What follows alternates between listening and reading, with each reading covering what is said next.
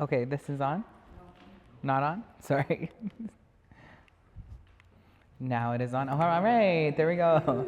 Ki sukukit, hukakli kiwakas nuhus, hunini tunaka, hukaki kahi akiskanuk, husukil kukni nausan mirki.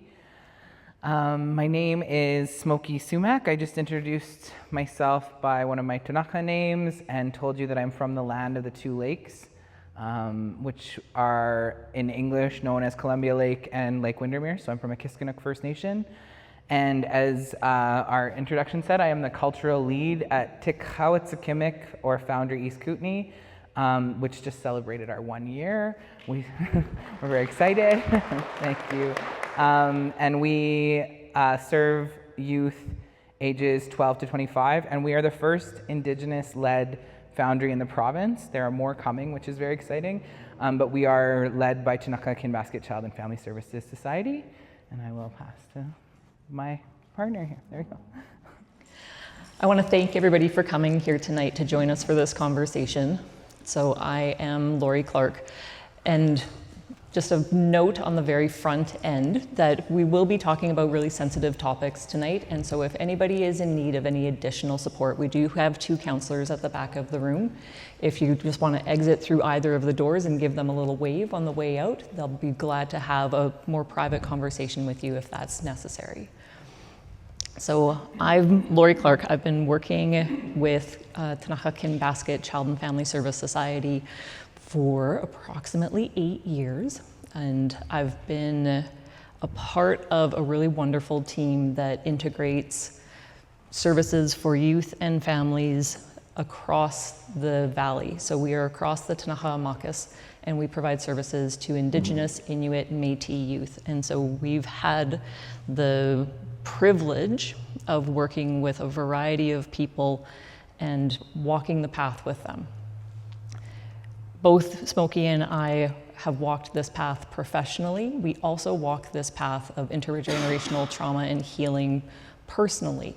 And so as we're talking today, we are going to be interweaving our own personal stories and histories into this discussion as well. Just to let you know that this is a very personal topic for both of us, and we're really happy that you've come to share it with us today. So I myself am a cisgender woman. I am a mother first and foremost. I'm a wife, I'm a daughter, I'm a friend. I envision myself as a Canadian with ancestry in Scotland and Ukraine and Norway and France. And a part of that is I see myself as Canadian because my generations have been here from one line, 4 generations, to another line, 14 generations. So I don't know anywhere else to root myself other than as a Canadian. Within that, I also really respect that I am privileged to live on Tanaka. I'm really privileged to work with the people that surround me on a daily basis. And so that is a piece of what I bring forward today. Mm-hmm. Thank you, Lori. And I'd like to honor just part of why we're here. We always talk about the stories, but I want to thank Kat, of the Cranbrook History Center. I'm like in the society, I'm not, but you've been working here for a while and has been asking me to come for a while, and I've been saying no for a while. But then Lori was, actually Kat sent out to a bunch of clinicians throughout Cranbrook to say, does anyone want to talk about intergenerational healing or intergenerational trauma and healing? And as I understand, there were not many answers. Not a lot of people wanted to take on this conversation, but it was at some point passed to Lori by one of her colleagues, and Lori reached out to myself and said, would you like to come and do this? Because she felt that speaking to it just alone and as a settler, as a Canadian, didn't necessarily make sense, and I was really appreciative of that respect, and also recognize that this is something that I've talked about for, I do a lot of public talks. I'm a poet. I call myself a recovering academic, so I did all but dissertation of a PhD, and I did a lot of I have a master's degree and all of that. But I did my work in Indigenous literatures and Indigenous storytelling, and my master's project was talking about re-narrativizing our traumas and understanding our histories, because I grew up, today I was told, my elders say I'm Tunaka first. And so I love that you start with I'm a mother first, right? Or relationality. And for me, relationality is I'm Tunaka first. But there was a time where I didn't even know how to pronounce the name of my own nation. There was a time where I didn't have my language. There was a time where I wanted nothing to do with being Indigenous. And so often I have compassion for the youth I'm working with when we're trying to support them with culture, and maybe they're not drawn to it right away. But I just share that because being here and being able to say, Hunene Tanaka, being able to open in my language means a lot. I am Two-Spirit, which Two-Spirit is a term that is used in English to denote the gender and sexual diversity and Indigenous identity, so it's kind of that intersection. And I am a transgender. I use he and they pronouns. I'm a poet, I'm a husband. I don't have the word today, but I have been working on saying I'm a husband in Tunaka, and the way it translates is someone's old man, which I really like. So I'm working on learning that word. I'm also an emerging playwright, and I have pets. We have a one chicken. She barely lays. I call her the auntie hen out there, and we have 2 cats and a dog. So so we're gonna talk about our connections. Now, one of the things that you will find tonight is this is a really big topic, and we have an hour. So what our hope is for today is really that we leave you with more questions than we do answers. We are hoping to provide for you the opportunity to look forward to what are your next steps. What are those places in your healing for your individual self, for your family, and for our community? And so that's the piece that we will keep coming back to, is those questions. What's my piece in this? How do I do this for myself, my family, and my community? And so for myself, that started with the little tiny girl in the Christmas photo to those 2 teenage parents. And up in the top corner, the lady in pink who looks like she should be my mom, that's my grandma. We have a very young family on the one side. I was very lucky to be born into a family that was making a commitment to each other to change some of those patterns. They didn't know it at the time that they were trying to change patterns of intergenerational trauma. They just knew they wanted to do something a little bit different for their kids. They knew that they wanted to make some changes for their kids. And so I was really lucky to have that group of smiling teenagers around me. And I was loved, and I was cared for. And I grew up with this place of knowing, okay, I'm loved, I'm cared for. Why do I still have this sense of disruption? Why do I still have this sense of not always being welcomed into a space? Why do I still have this sense within my body that I couldn't put a pin in?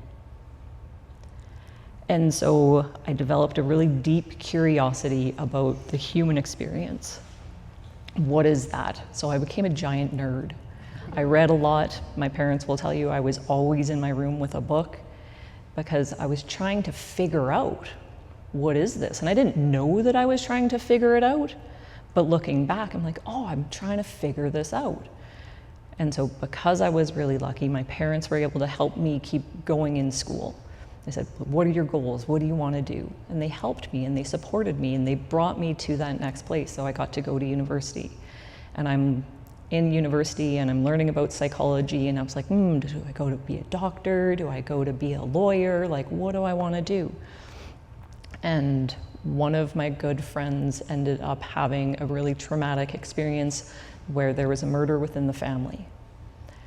And I had that moment where I was like, I'm not a doctor, I'm not a lawyer, I need to go be with kids. I need to go figure this out and be with kids. I need to spend this time because I'm learning about myself, I'm passing this along to other people, how do I settle this? And so I kept going down this path of psychology and the complexity of the human experience. And when you go through that experience, it's very much focused on the individual. It's very much focused on your immediate family. How do you repair within yourself? How do you repair within the immediate family of origin? And that's where psychology really lands itself in a lot of programs. It's that place of just focus on how do I have this individual back and forth conversation? How do I heal my nervous system? How do I settle with my family? And I went on and I started working and I went and had kids, and then I was like, oh, now I need to double down because I need to pass this on to them. Those two little people in that picture, they're now bigger than I am. So I was like, I have to figure this out for them. And think not necessarily about, okay, what were those big experiences that my parents had? What were those big experiences that I was exposed to? What were those big experiences? How do I keep that from being my kids' time? How do I keep that from being what they are exposed to? And how do I shift that? And so I shifted that for myself with my husband and I. We said, we're gonna do things. I recognize what my parents did for me, what they gave to me, and I need to keep shifting that for my kids. I need to change what they are being provided and given for their next steps in the future. And now I bring that to work with me. And I have my home kids and I have my work kids. And that's the work we do at Sumac. That's the work we do at KKCFS. The people that we interact with, they are our family, they are our community. They are that connection, and we look to provide that next step of, yes, this is the individual, and how do we heal within the family, and how do we shift that out to the community as well?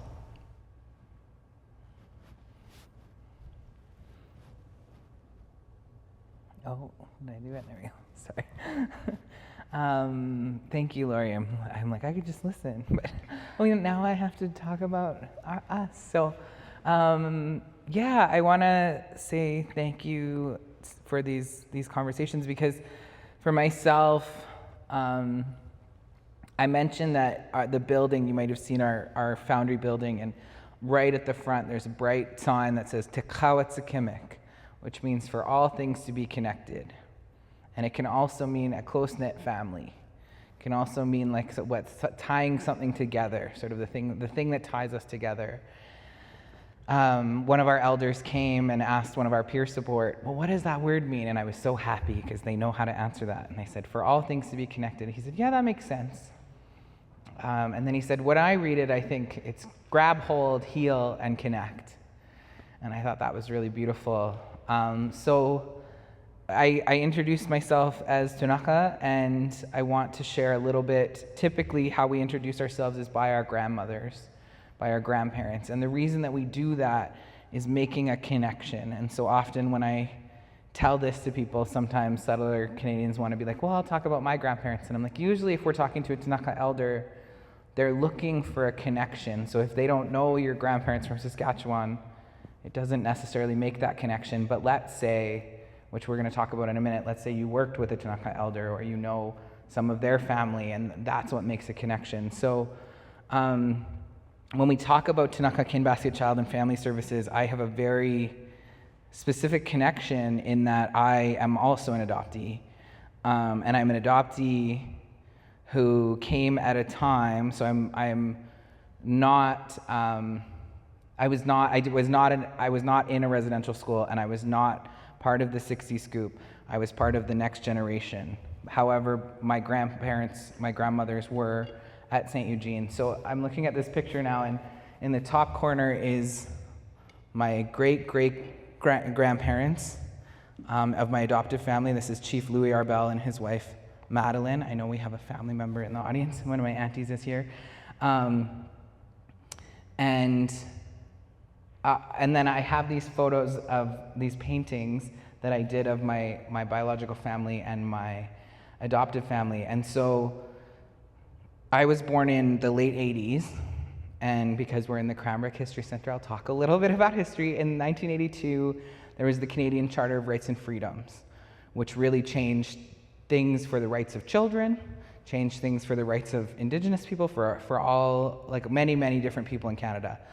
And that, in the 80s, there was also, alongside this dream, we call it the dream of the grandmothers, to have Tanaka children being raised in Tanaka homes. And this comes from the history of our children being removed through residential school, our children being removed through the child welfare system. And so in the 80s, there was this movement, and we started to take more control over our child welfare system. And in the early 90s is when we see Tanaka Kin Basket Child and Family Services. So when I was born, my grandmother was Patsy Lewis. Actually, I used to call her Patricia K. Sam was the name she went by as an adult, and then the elders said, your grandma was Patsy Lewis when we knew her in school. My grandmother was killed when she was 37. She had 8 children, and many of them had been taken from her at that point, and they had been what is part of the 60 Scoop, so they were raised in non-Indigenous, typically Catholic homes. So when we talk about these things of missing and murdered Indigenous women, when we talk about reconciliation, when we talk about the statistics out there, I am just one Indigenous person that is touched by all of these things, right? I turned 37 this year, and it's amazing for me to think about all the life my grandmother would have had left to live, and that I hope I have left to live. And so knowing that and coming from that space, my birth mother was a teenager, and the family that she was adopted into put her into a home for unwed mothers when she was pregnant with me. And it was there that she found out she was Indigenous, because at that time, and this is what's really interesting about us working in child welfare, is in the 80s, the general consensus, according to psychologists, was you just pretend there's no difference. You don't tell them there's any difference. So even if it was a black child in a white family or an Indigenous child in a white family, you just act like there's no difference. So of course my birth mother knew she was a brown child in a white family, but she did not know she was Indigenous. And it wasn't until she was sitting there in this home doing paperwork to put me up for adoption where somebody said to her, oh no, you're an Indian. You have to go through Indian affairs. And she was like, what are you talking about? But she did. I'm like, am I getting, it's there. Okay, there, it's good. Sorry, I was like, there's the feedback. So she ended up doing that, and she always says, that was a time of trauma for her. And it was also the time where she got the letter like, yes, you are an Indian, which is even our government ID still says that, but now we say Indigenous First Nations. And here is where you're from, and you have siblings. And she said at the time she was not ready to meet her siblings or anything. She was just going through losing me. But because of that, my file came home. And my file came out here, and I was adopted by a Tanaka family, and that is where these great-grandparents are from, and where my grandma is. I'm like, I want to point to them, but my grandma Sabina Cody, her maiden name was Denise. So she also went to the residential school, and I was lucky to have lived my life with her, and she passed when she was 76. And I think she actually, if I remember, got an elk in her last hunting season. She was always out there. She always knew where the best huckleberries were. And when I talk about intergenerational healing, I say that I didn't know my language for a long time, and I started coming back from university, and I wanted to learn. And I had this dream of going into the woods with my auntie and my grandma, because they spoke Tanaka every night on the phone, but they didn't teach it to us. And so we were out picking huckleberries a few years before she passed, and I said, well, how do you say huckleberry? And she said, Tlawias. And I went, uh-oh. this is going to be harder than I thought. And for anyone who is learning our language, we are a language isolate. So anyways, by the end of the day, I could say, which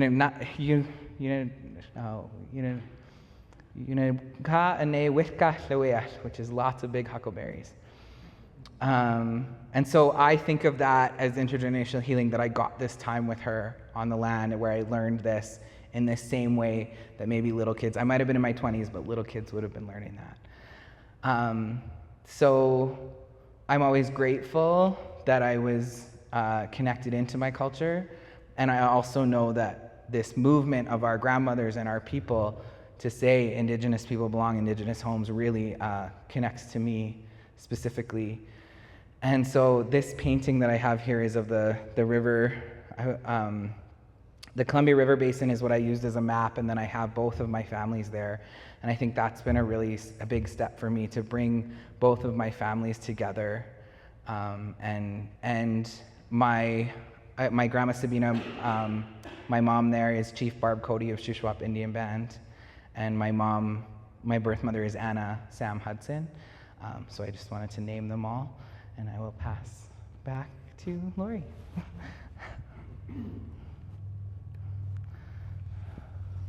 Now, this lovely lady is June Forsyth.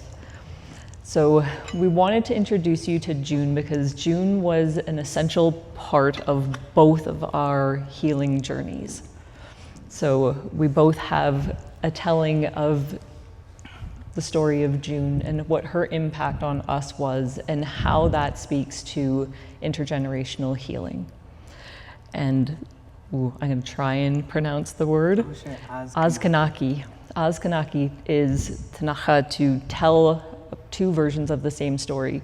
Smokii has a wonderful podcast under the same name, if you're interested in learning a little bit extra. But so this is our telling of our two stories of June. So I was lucky enough to get to know June at Tanaha Kinbasket Child and Family Service. She was one of those people who, she had a real dichotomy about her, that she could give you a heck of a finger wagging and she could welcome you in and let you know you were welcome here and we appreciate you. And then she would give you another finger wag.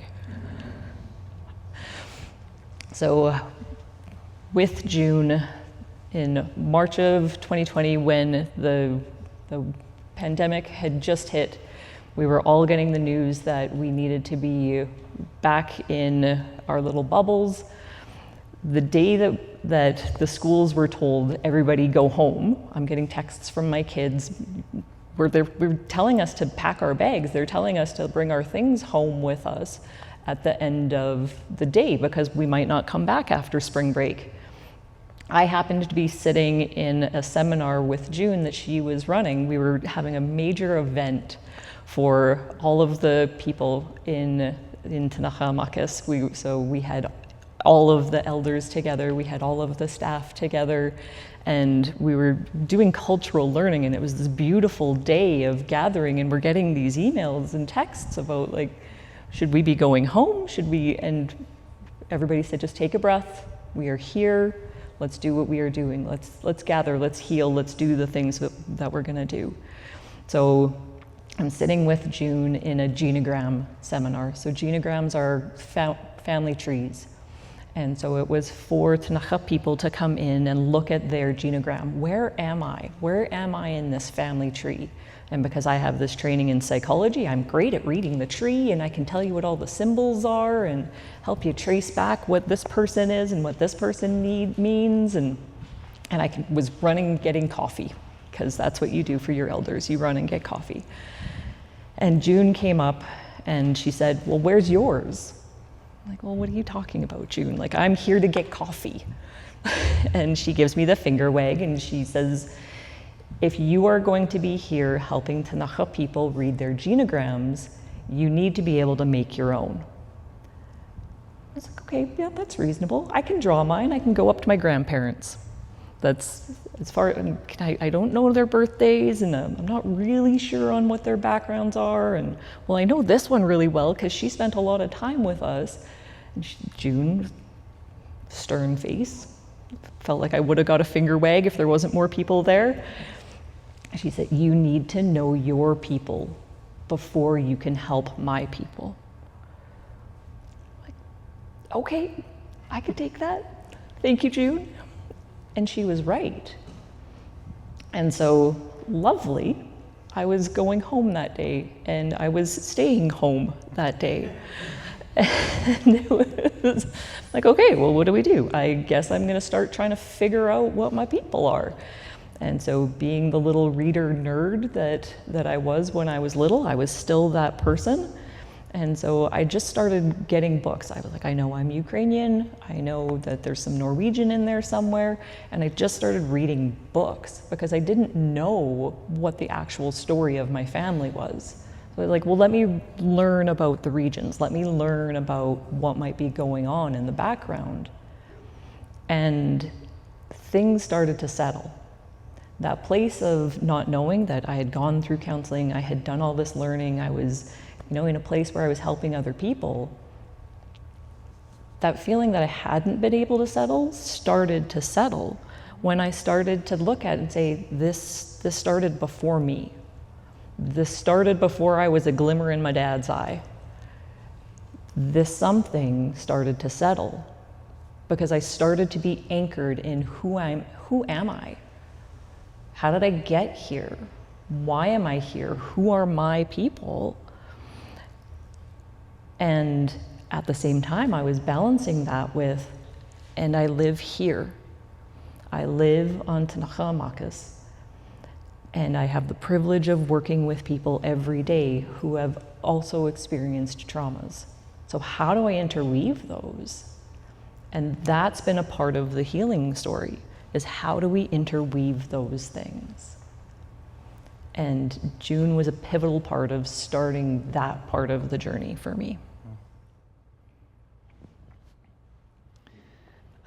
Thank you. And Kanaki has been a word that I just think is super interesting, because I like this idea of telling two versions. And so I always wonder about what the context were that we used this word, but as soon as we shared this about June, it was like, yeah, we need to honor her and her role at Tanaka Kinbasket Child and Family. So I mentioned that adoptees, there wasn't a lot of understanding of the difference, and so I actually in my academic work was studying, like, how do we come home as adoptees? What does it mean?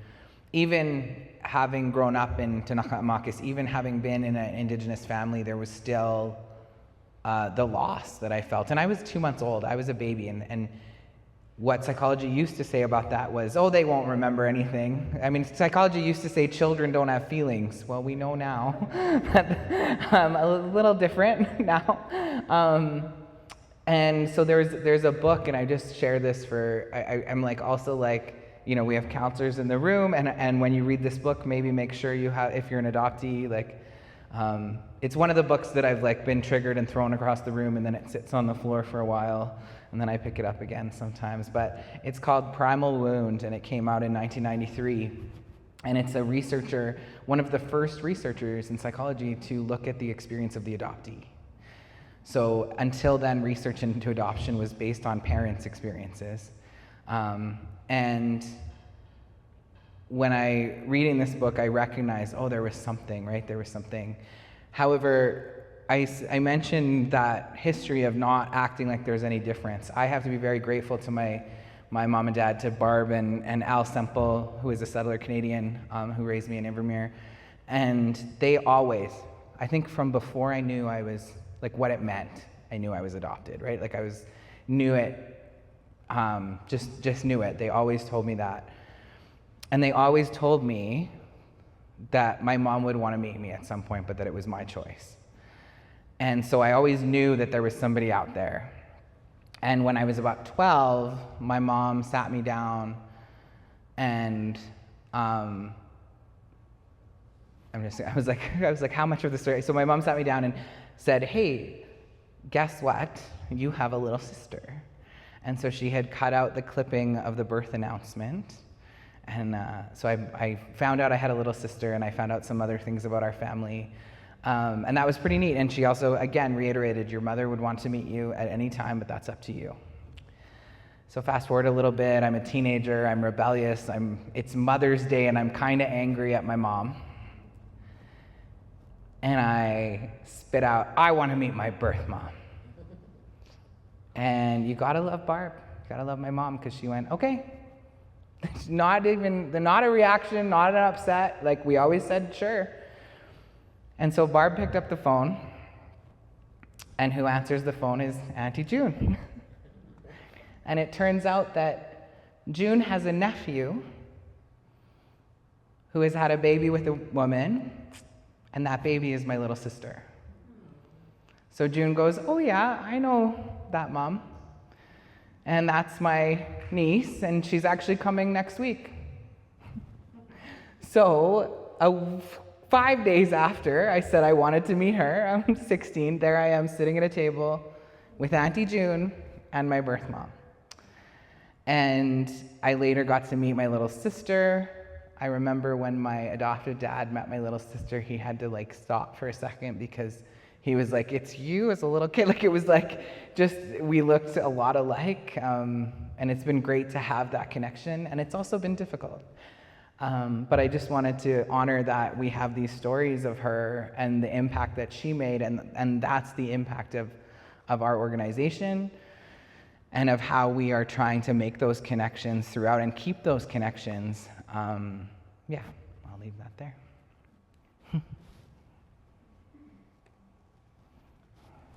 Okay, now here's where we get nerdy. So join me on this part. So while we know that there is some complexity with psychology, that there's a lot of times we're like, we know this, and then we're like, oopsie, we didn't really know that.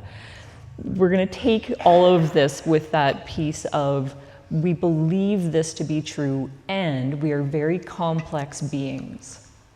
We have the beginnings of the research that tells us that this is very accurate, and human beings are the most complex system on the earth. So this is what we think we know right now. So if a person is exposed to trauma, it changes their genetic code in that the epigenetics, so how the code is read, gets altered because of that trauma. That code is passed down to our reproductive organs and our primordial germ cells before a baby has even been thought of. So if a child is exposed to a trauma, it changes the way their genetic code is read. And so when they go on then afterwards to reproduce, the baby's code, their DNA, is going to be read differently than if that person wasn't exposed to trauma. That code is then passed down to their child. So that's kind of doom and gloom. That's kind of really sad. And what the research is telling us is when we are exposed to structural factors of resiliency, when we are exposed to community engagement, when we are exposed to education, when we are exposed to a political environment that supports us, when we are exposed to a family that welcomes us and loves us, that we can shift those epigenetic effects and we can shift some of that traumatic impact that is being read in our code.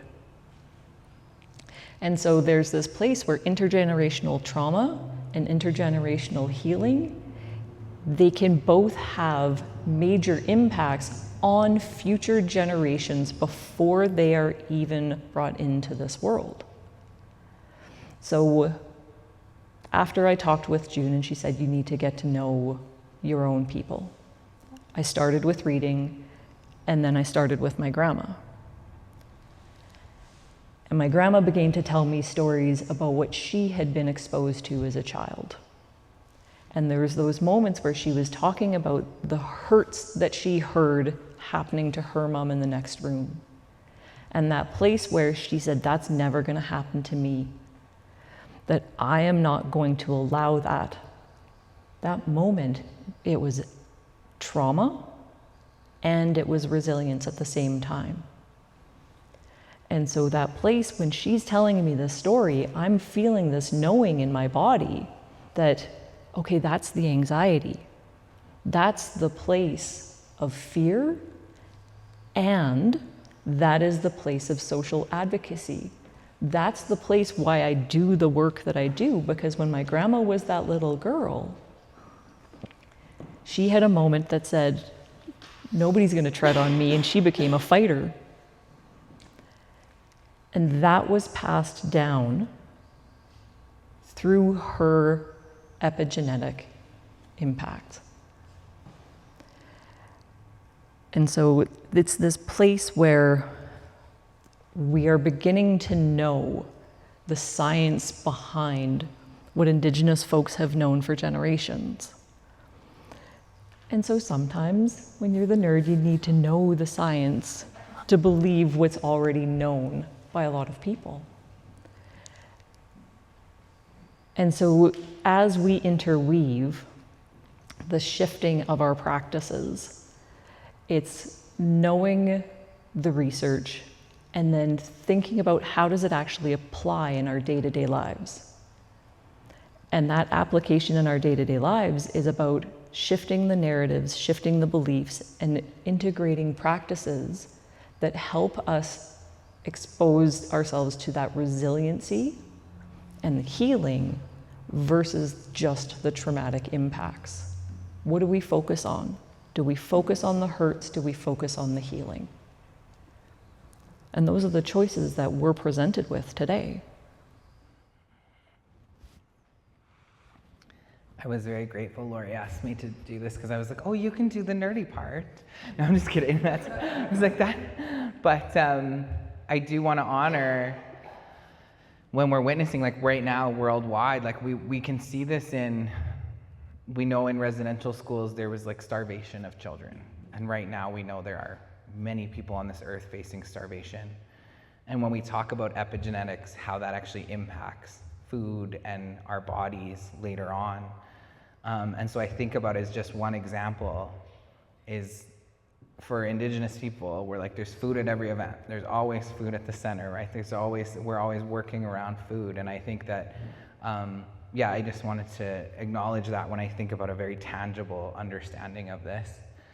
And I wanted to share a teaching that I was privileged and honored to spend time with Cree Métis elder Maria Campbell, who in the 1970s wrote one of the first memoirs that got published, because often they didn't want to publish Indigenous stories, and it's called Half-Breed.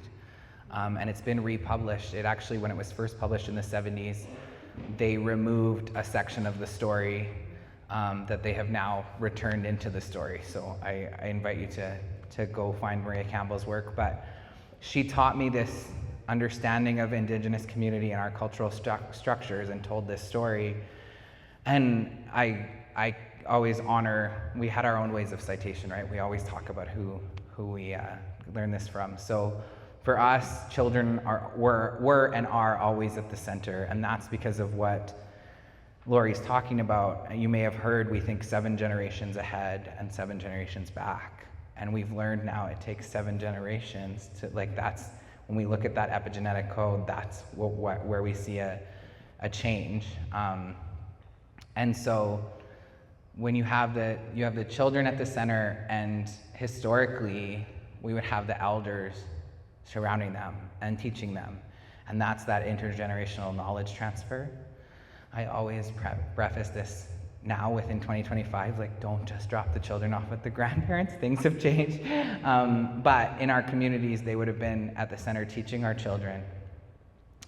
And then we had our women, mothers, matriarchs, often in societies taking care of things, whether it's clothing or teepees or cooking or all kinds of, I heard Leanne Simpson, another really amazing Anishinaabe thinker say once, if we didn't create it, it didn't exist.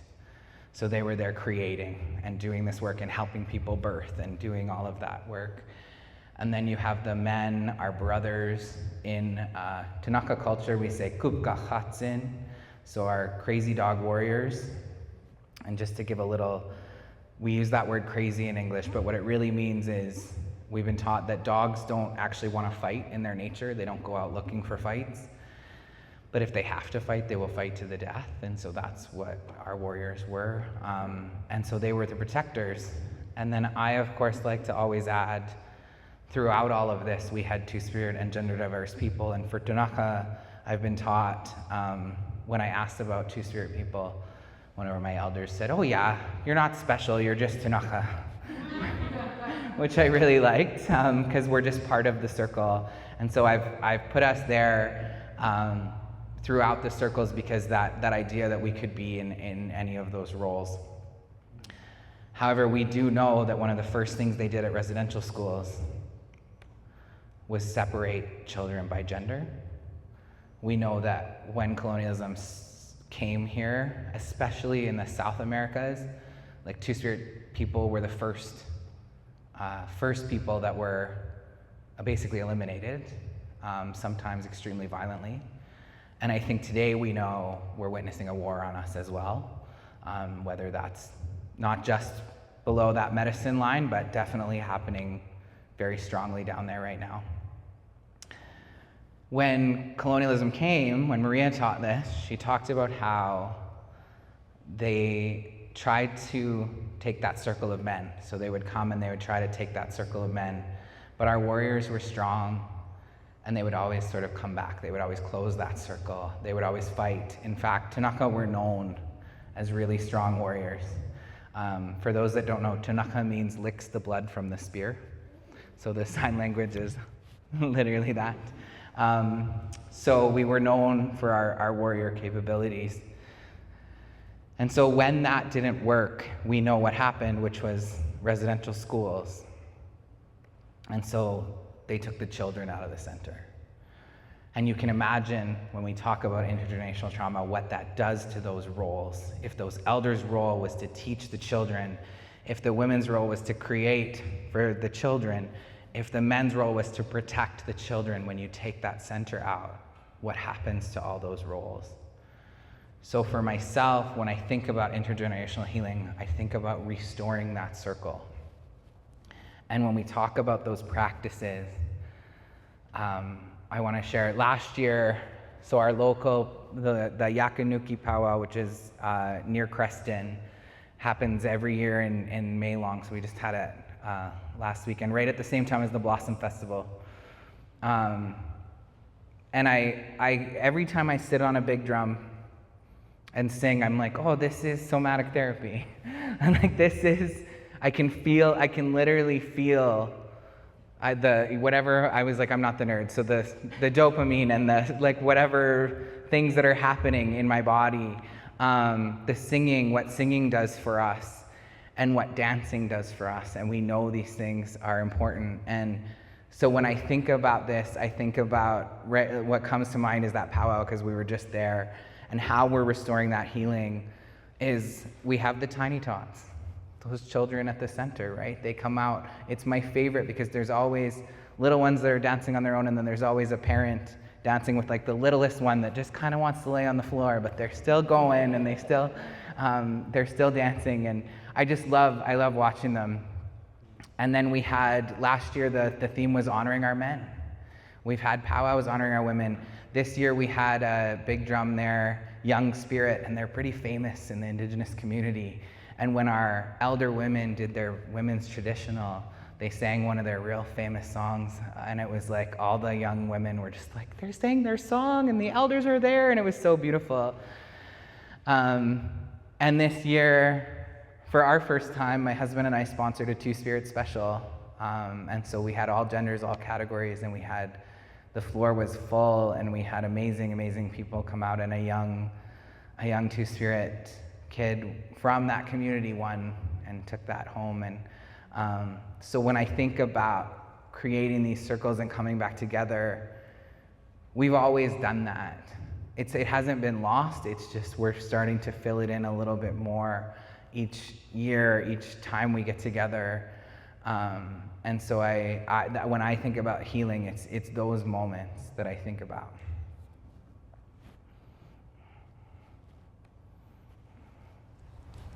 And so, as Smokii and I were talking about this presentation, and we were talking about how do we talk about the complexity of the Canadian experience, right? People coming to Canada and being settlers on the land. How do we honor the complexity of the relationship between the people who have arrived in Canada versus the people who were always here on Tanaha-Makis? And so a part of that is when we're talking about who is the they in the story, right? That place of what does it mean for somebody to be an immigrant or a refugee or a settler within Tanaha-Makis. And so I went back to that place of, I need to know my people first.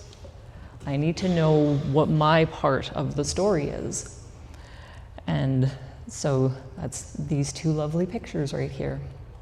So if you see the gentleman in the gray sweater, that is my Guido. Up until a couple of weeks ago, I did not know his story. I asked my mom, tell me more, tell me more about your family, tell me more about what's going on. And so she phoned a second cousin, and that person phoned another cousin, and then they phoned back and said, okay, we know some stories, we're super excited to talk about this. And so as I've come to learn, that in about 1890 something or other, my Guido's mom was in a Ukrainian village, and she needed to flee because colonialism was impacting her village. In the same way that we are looking at war in Ukraine now, there was war in Ukraine then. And she wasn't safe, and so she fled to Austria, and she gave birth to my Guido. And they lived in Austria, and as a young 13-year-old in Austria, apparently he decided he did not like what he was being exposed to, so he and 5 of his friends stowed away on a boat. And so they're hidden in the cabin of this boat, and they landed in Vancouver. Apparently they made friends with a chef along the way who was sneaking them food. And so he lands in Vancouver as a 13-year-old, doesn't speak English, has his 5 friends with him, and this is about 1912. And he's like, well, what do I do? I don't know what I do. So he joined a crew as a dynamite planter and worked his way through the mountains, planting dynamite, this 13-year-old Ukrainian boy, trying to make his way and figure out, what do I do? Turns out we didn't actually know a lot of his story until closer to his death, when his daughter went to apply for his pension, and he was like, I don't think you can do that. Why not? Because I'm not a Canadian citizen. So he was here, and he was a dirt farmer, and my grandpa, he's in the black jacket and tie, that they would go to school eating lard sandwiches because he was a dirt farmer. They were hand to mouth. When he sold a cow, that money went in the freezer. And so when they needed to buy food, you went to the freezer and you pulled something out, and that's how you survived. And on the other side, I have my Scottish relatives. So they landed 4 generations ago, and they came from the Scottish Highlands. So again, this place of colonization, they were in a place where their lands were being taken from them. And so the whole MacDonald, MAC, MC, the whole clan all came and got on a boat together, and they came to Ontario, and they all picked up parcels of land through Ontario. And they were there for several generations until my grandpa and grandma, they came out to Alberta to kind of make their way in the world. So 2 stories of people fleeing colonization, but also 2 stories of people who benefited from colonization.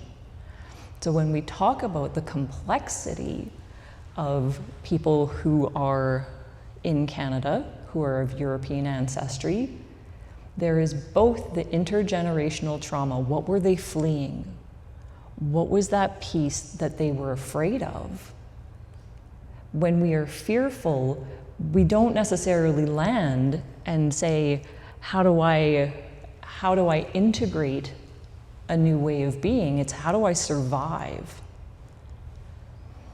And so this place of complexity where they were looking for survival, and in doing so, they hurt the people that they could have befriended at times. And so it is really complex when we think about this intergenerational impact. And how do we shift that now? Is sitting in this place of being morose and saying, we've done wrong? Yeah, we have to know that. We have to know that when my ancestors came here, they blasted through the mountain and nobody asked what they were blasting. It was, I'm 13, 15, 16, tell me to put the dynamite there, I will put the dynamite there.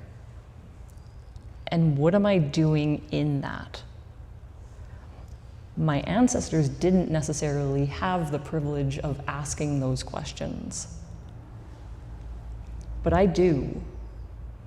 And so there's that place of, we need to know what was our story that brought us here. We need to know that through all of my family lines, somebody landed here in 15 something or other, not remembering the date, and stayed and made their way through the States, made their way up into Canada. And what I thought was 25% Norwegian is actually about 4% according to Ancestry.com, but you don't know that until you know it. And so a part of the healing journey is maybe you might not know the personal stories of your people, but get to know the general stories of your people. I was very lucky that my mom's second cousin was able to get hold of the fourth cousin to tell me the story, to root myself in that. I know that I'm very lucky to know that. And that place of hearing that adventure, it's a place of rootedness that I didn't know that I needed, that I really appreciate. And that place of knowing that coming from the Scottish Highlands, coming from Ukraine, the pieces that Smokii talks about of being connected to the village, of being connected, that it's a similar and different story. That place of colonization, that's the they. That's the thing that has done harm to all of us and benefited some of us as well. And so it's understanding and sitting with that complexity that's a necessity when we talk about healing as a community. Thank you. I'm like, what a story. Those are some stories. I'm thinking also when we're talking about refugees, like I'm just thinking about the world right now, and you mentioned Ukraine, we can talk about Palestine, we can talk about, the Sudan, all these places that are struggling, and I know that often refugees come here, and how does a community treat them, and these kind of things, and And so I think about this all the way when we're thinking about even new immigrants and new folks, of how do we actually recognize that many of them are coming from those places. And so, you know, of course we don't want to leave you there. We want to say, what do we do about it? And I think for myself, like, we have this circle, and I know Laurie will talk a little bit about it, but I think about, my question was always, how do we come home? How do we get to know these things? What do we do to have these questions? And you know, a lot of adoptees don't necessarily have ancestry, or can't necessarily go to that, but in my teachings, they told me to just go out on the land and spend time there and ask. And for me, pray, right? And it started for me with individual healing. I had to understand I was running from something. I was in active addiction for many years, and I was running, and then I had to stop doing that. And that took all kinds of things. That took AA meetings, that took ceremony, it took, you know, years and years and all of these things. But it had to start with me going, what am I running from? And that led me to understanding myself as Two-Spirit, because I started to meet people. And when we say family, I also look at chosen family, because I met people who helped me learn who I was and became my family. And then when I started today, you know, I got to say, Honene Tunaka, I am Tunaka.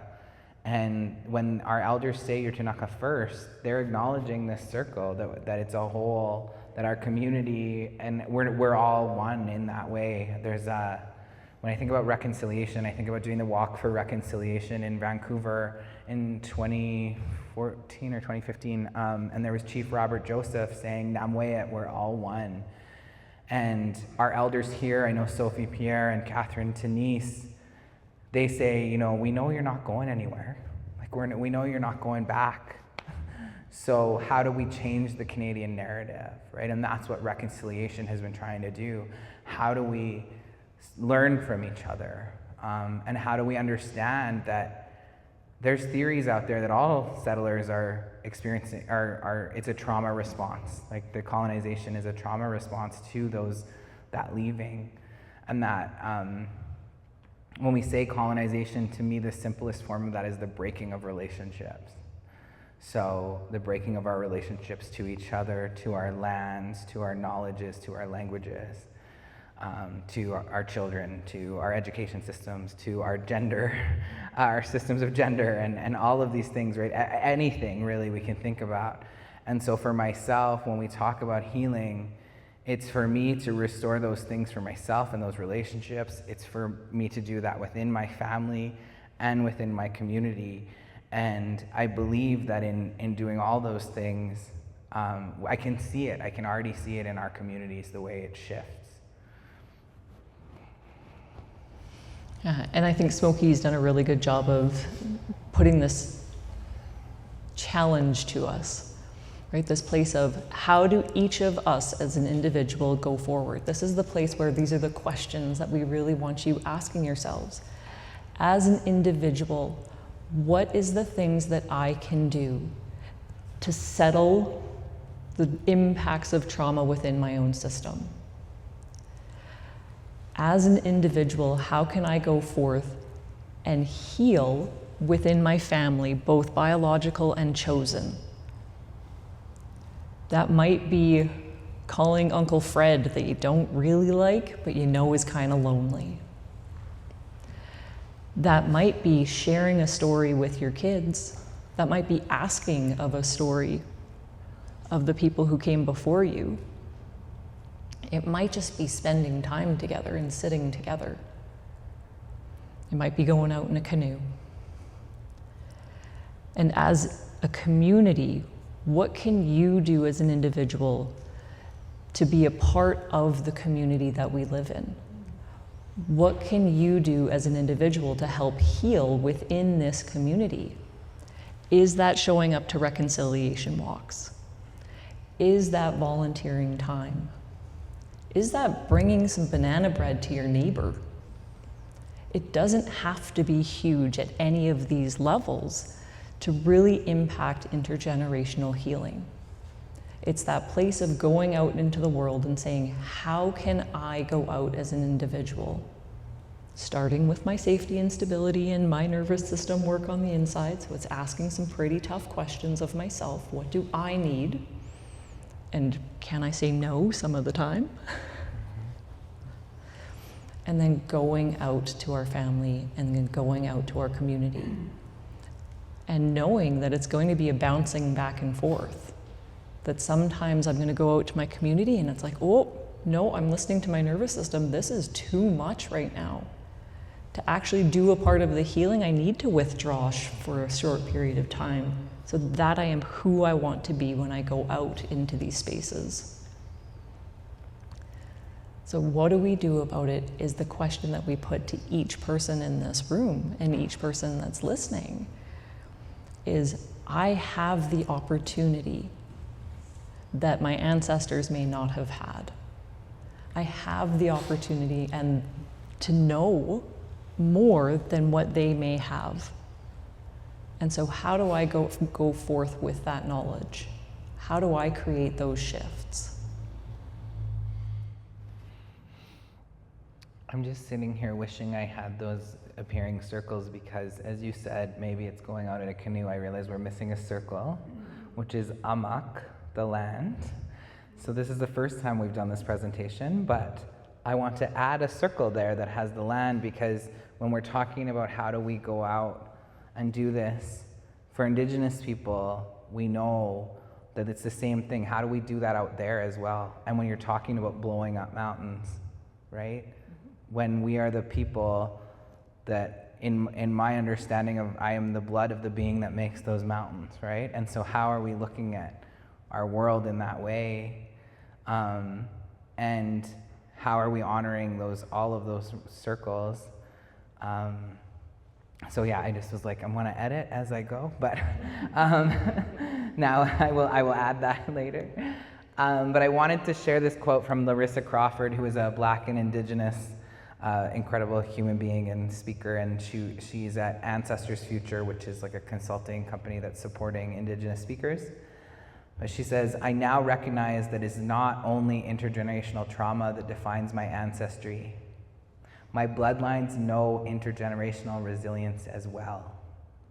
It is with this resilience that I choose to move forward, disrupting the patterns of trauma as a future ancestor.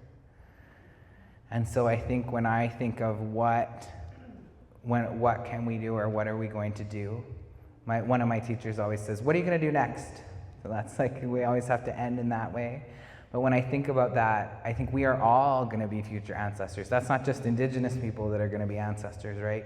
We are all going to be future ancestors. And so how do we want to leave this world? And as much as I've shared the trauma of my stories, my grandmother left me 7 aunties and an uncle. You know, her story, she has these beautiful children who I just want to share that I am the only one of my cousins that was not raised in my biological home. So all of my cousins were raised with my aunties and my uncle, and that's pretty amazing to see that difference. And to see, I had at one point was driving with my uncle and my cousins. They're older, they're teenagers now, but they were like, I don't know, 7 and 5 or something, and he's like, well, what's the story about this rock over here? And then they're telling me the story of the mice and the backpacks, and so there's this Tunaka story, and they're like, and I was just in awe of it, right? So when the generation below me is teaching me about my culture, and so recognizing that and just thinking of what makes us a future ancestor, what kind of future ancestor do you want to be?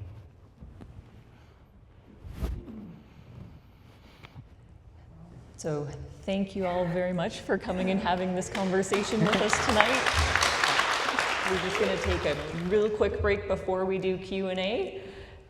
So if anybody needs to refill or empty, please take this 5 minutes to go and do that right now.